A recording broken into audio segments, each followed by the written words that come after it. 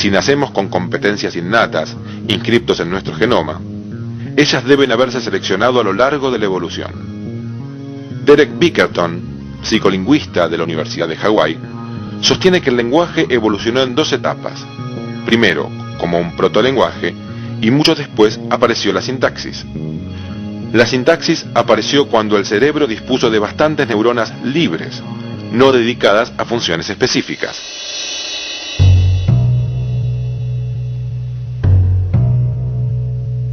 Digamos, no existe al momento ninguna teoría seria que pueda reemplazar a la idea de que el lenguaje es producto de la selección natural. ¿Sí? Hay otras maneras que uno pueda arriesgarse a pensar en el origen del lenguaje, pero que definitivamente no son muy serias. O sea, el lenguaje es un rasgo sumamente complejo, elaborado, y con un diseño particular que ajusta perfectamente para cumplir funciones específicas.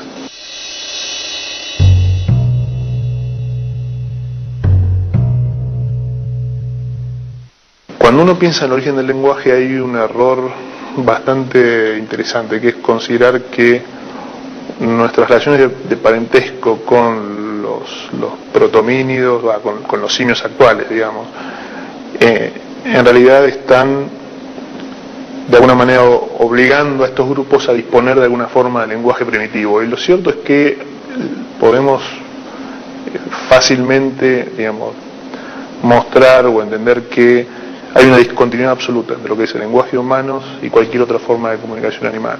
No hay ningún animal que disponga de una forma de comunicación como tenemos nosotros, que es el lenguaje.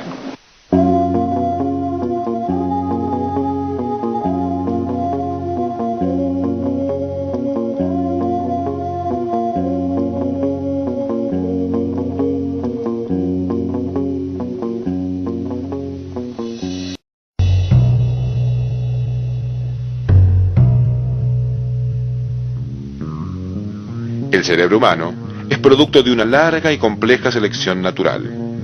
Sabemos que independientemente de cuánto se les hable o se les instruya a los niños, estos desarrollan habilidades lingüísticas cuyo orden y patrón son predecibles.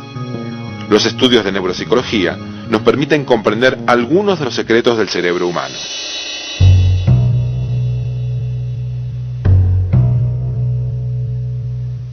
Bueno, las áreas del cerebro relacionadas con el lenguaje se estudiaron de distinta manera. Por un lado, se estudiaron analizando lesionados cerebrales. Por ejemplo, un paciente perdía la capacidad de discriminación auditiva de los sonidos del lenguaje, luego que fallecía, en la época pretomográfica, se estudiaba dónde estaba la lesión y se relacionaba esa área con el lenguaje. O un paciente tiene dificultades para leer y se relacionaba el área lesionada con esa dificultad para leer. Eso dio a origen entonces a los primeros estudios anatómicos de alteraciones del lenguaje, de localización de lesiones relacionadas con algunos componentes del procesamiento del lenguaje.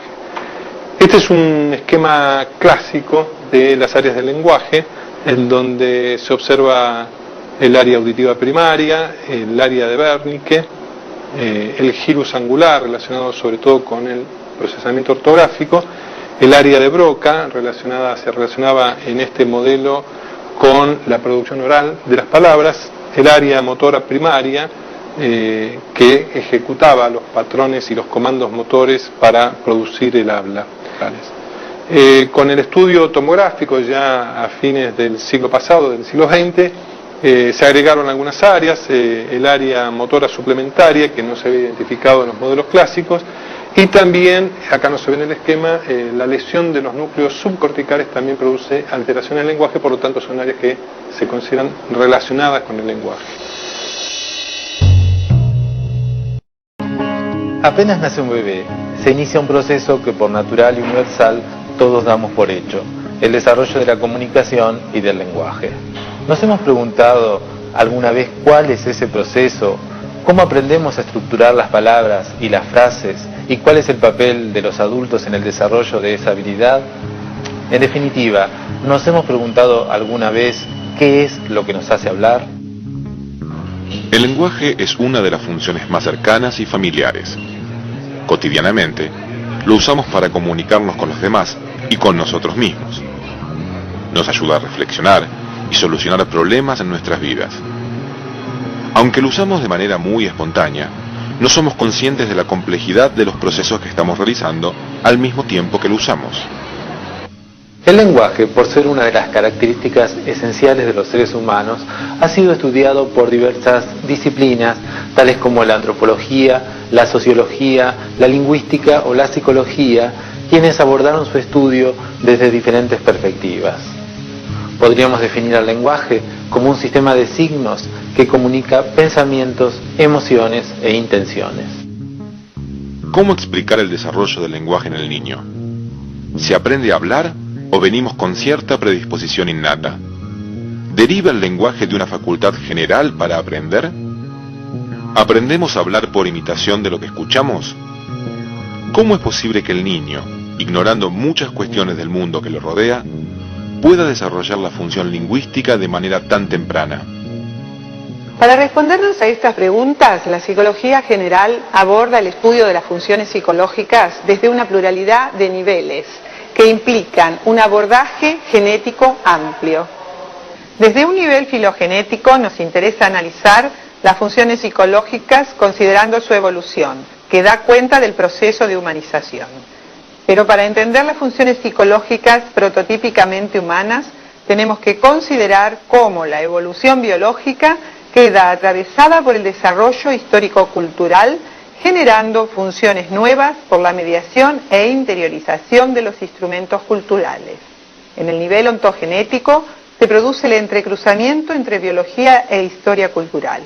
En este plano queremos explicar cómo se construyen, cómo se desarrollan las funciones psicológicas, para lo cual abordamos el estudio de su adquisición y dominio. Finalmente, en el nivel microgenético se da cuenta de cómo se realizan estas funciones, cuáles son los procesos y mecanismos implicados en la realización de una función mientras se la está realizando.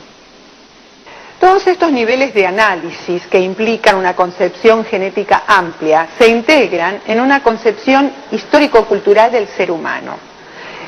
Para estudiar las funciones psicológicas tenemos que considerar la mediación histórico-cultural y los instrumentos culturales que se producen en esa historia, que indefectiblemente generan consecuencias en el desarrollo de la propia especie.